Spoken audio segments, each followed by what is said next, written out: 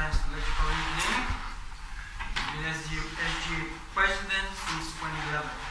Title of his talk is Solar Tracking using Proportional Integral Derivative Controls. Okay.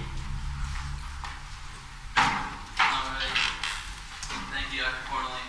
As he said, my topic of presentation is solar tracking using Proportional Integral Derivative Controls. I'll call it PID controls for the rest of the presentation. That's a lot easier to say. So moving along, a little background. PID control is a mathematical control system based off of error correction. And I'll get into the specifics of it a little more.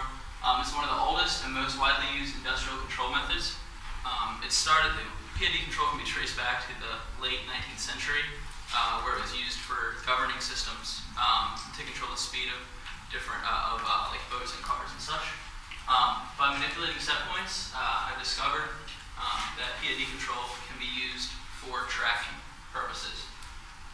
Solar tracking. It's a device to keep a solar panel pointed directly at the sun, and it's been shown that solar tracking can cause a solar panel to bring in 30 to 40% more energy than a fixed panel.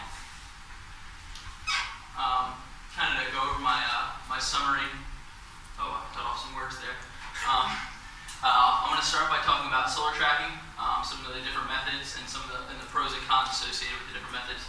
Then I'll get into the PID control, talking about the history and common practices, the mathematical functionalities, and how I used it, or how I think that it could be used in tracking. And then I'll go into some of the project specifics, including we'll take a couple closer looks at the program along the way, some of the electrical schematic design. Yes. So now for some background on PID controllers. PID controllers were invented by watching seamen in the Navy steer their ships. Common uses are cruise control and flow rates. So if you think about it, the way I was first exposed to PID controllers was over the summer at my internship working with flow rates. So you have a motor that pumps out a liquid through a pipe, and you need that liquid to travel through the pipe at a certain flow rate. You can measure that flow rate, but you obviously don't know, depending on the temperature and the viscosity of the liquid, you don't know exactly how fast to move the motor at all times. So you use the flow meter to read the flow, the rate of flow, and how much that deviates from the set point. We call that the error, which is what you use in PID control. You have your set point and your physical measurement, as I talked about, and then you take the integral of the error, which is pretty much the error. You sum up the error over time, the amounts of the error, and the derivative of the error, which is how the error is changing over time.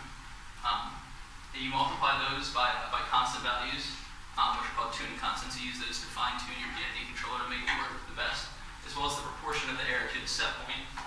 And then you add that, or subtract that from the motor speed to fine-tune it. So as the error shrinks, the derivative and the integral and the proportion of the error will also shrink, and so it won't be adding anything to that motor speed at that point. You will have the perfect motor speed for the flow rate.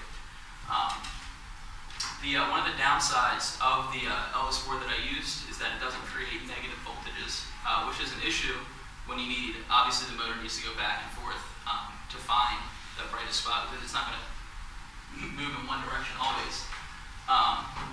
So in order to accomplish motion in the negative direction, I had to use what's called multiplexers, which are essentially electronic selectors.